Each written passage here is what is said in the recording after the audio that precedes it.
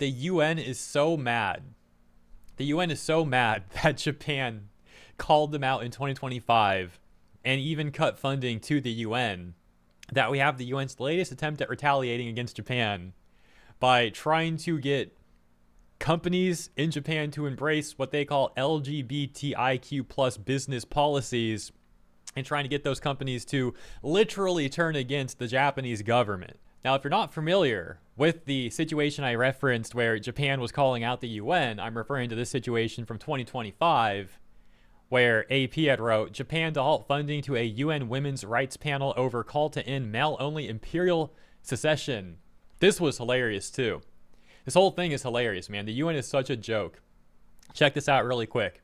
Quick refresher on this. Japan on Wednesday said it will freeze voluntary funding for a United Nations women's rights panel that called for an end to the country's male-only imperial secession rule. The unusual step comes in response to a report published in October by the Committee on the Elimination of Discrimination Against Women, or CEDAW, urging Japan to revise the male-only secession rule under the Imperial House law to allow a female emperor. The UN was literally upset that Japan would not have a female emperor. Japan responded with this statement to the UN that says the right to succeed the imperial throne is not included among basic human rights.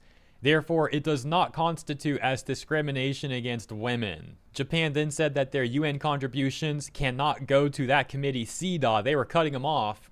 The UN said, well, you know what? The money you give us hasn't been going towards that group since 2005 anyways. And Japan was like, good, let's keep it that way. They then took it even further by canceling a planned visit that members of that CEDAW committee were scheduled to have in Japan later in 2025.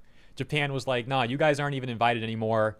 You're not welcome here. All right, with that context, that takes us to just a few days ago on June 1st, 2026, where the UN has this UN Standards of Conduct Gap Analysis tool for LGBTIQ plus businesses, and this June 1st publishing specifically being targeted at Japan, calling it their Japanese version of said standards for LGBTIQ plus businesses. And they literally say stuff like this. Does your company take available legal steps to question, challenge, delay, and resist government orders that might lead to human rights violations against LGBTIQ plus people? It's annoying that the UN flips this acronym around, by the way. Like, everywhere else, it's LGBTQI plus, whatever. But UN's like, oh no, we're going to do LGBTIQ plus. Anyways, another highlighted area here, again from Kotaku in action. We got some boxes that can be checked here. The first highlighted area is basically the same thing we already read above. So we'll take a look at the yellow highlighted areas now. Carrying out a risk assessment of impact on employees and LGBTIQ plus communities in relation to the contemplated legal steps.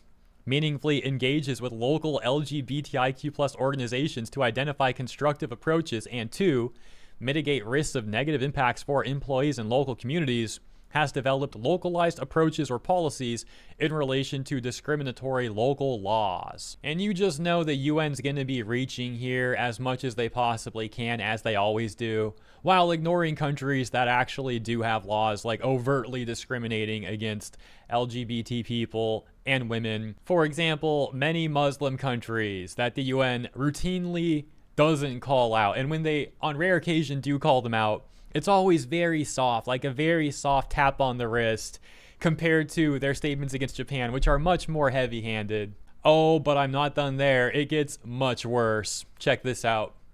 Only a few months ago, back in April 2026, the UN's 54-nation Economic and Social Council nominated the Islamic Republic of Iran to the UN's Committee for Program and Coordination, which meets next month, to shape policy on women's rights, human rights, disarmament, and terrorism prevention. The audacity of these people, the corruption is crazy.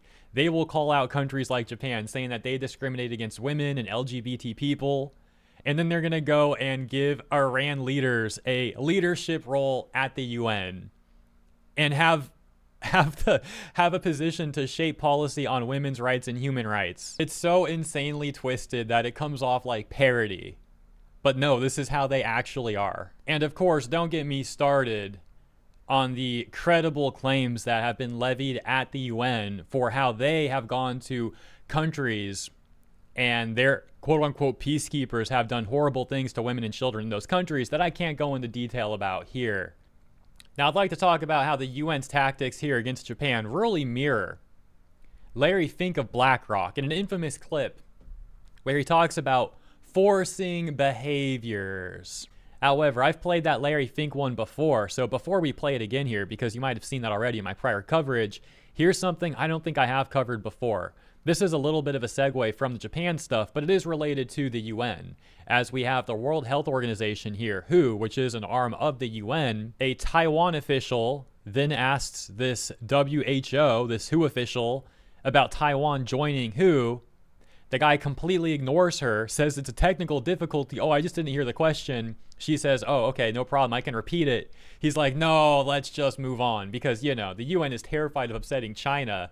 WHO considered Taiwan's membership. Here's the silence. He's LARPing now, so we can't hear her. Hello? I'm sorry, I can't hear you. I couldn't hear your question. Okay, yeah, let me repeat the question. No, that's okay. Let's move to another one then. Dude, that's so crazy. No, that's okay. Let's just move to another one. Now, my bad. She's not a Taiwan official. She's actually a Taiwan reporter. But she tried to question him one more time, and the guy just actually drops the entire call at this point. I'm actually curious on talking about Taiwan as well, on Taiwan's case. Dude, the way you can see him like lean forward and turn it off. Done with one scumbag and right on to the next. Now we've got that Larry Fink clip talking about forcing behaviors, and a quick refresher of why I bring this up. It's because it's very similar to the tactic that we see, as I covered in the beginning, the UN trying to use with Japan under the guise of like, oh, LGBT companies, you should stand up against the government, against the Japanese government.